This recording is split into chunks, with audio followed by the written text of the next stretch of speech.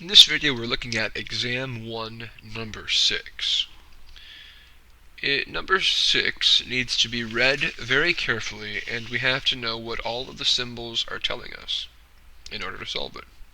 So let's see here. Number 6 says that f of x has the following properties.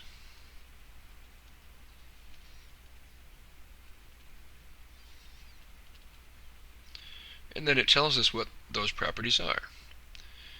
First of all,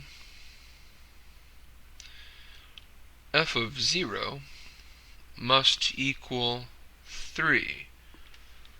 What is that telling you? And it also says that the derivative of f of x is less than 0 for x that belongs to the interval from negative infinity up to and not including 0. What is that saying? And finally, the derivative of f of x is less than 0 for x that belongs to the interval that does not include but begins at 0 to infinity. So let's break this down. This is certainly telling us something important about the function.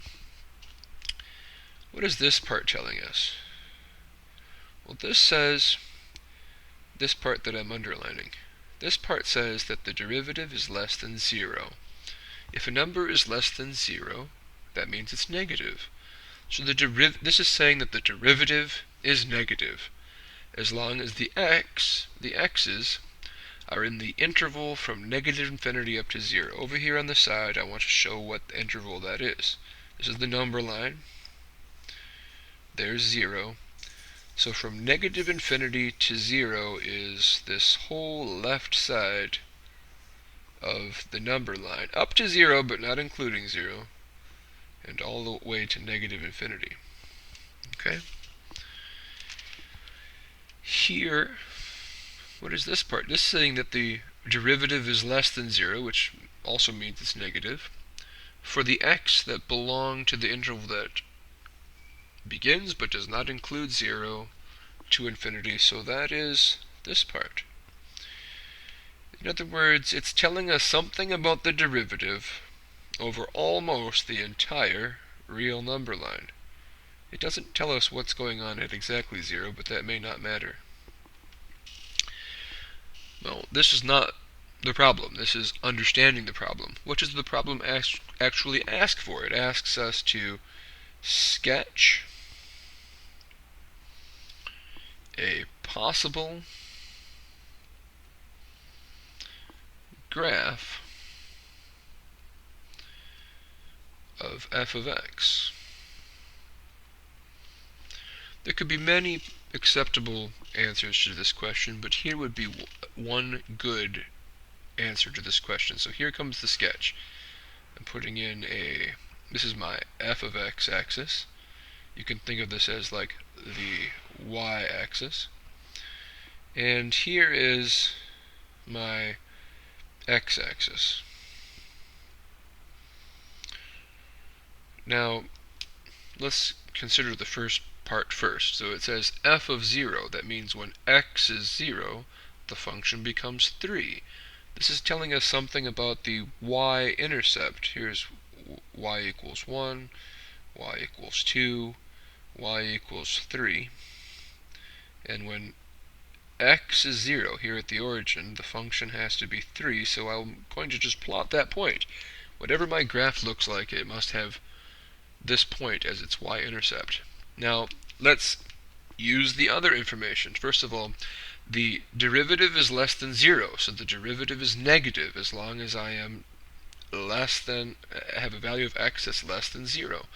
It's also, the derivative is also less than 0, which means the derivative is negative if I have a value of x that is greater than 0. So what does this all mean? What do you know about having negative derivatives? Well, I'm going to summarize the key statement right here. Okay? If the derivative of f of x is negative,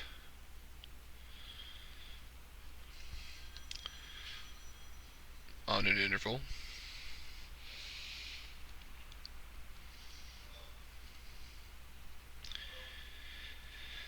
then f of x is decreasing. So if the derivative of f of x is negative on that interval, then f of x is decreasing on that interval.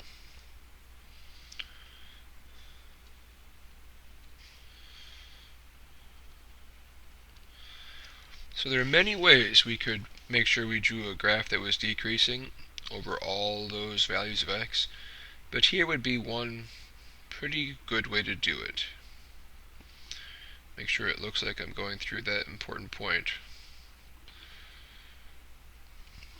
This is a function that is decreasing in all of the places that it told us the derivative was negative. Be sure that you see the y-intercept here is 3.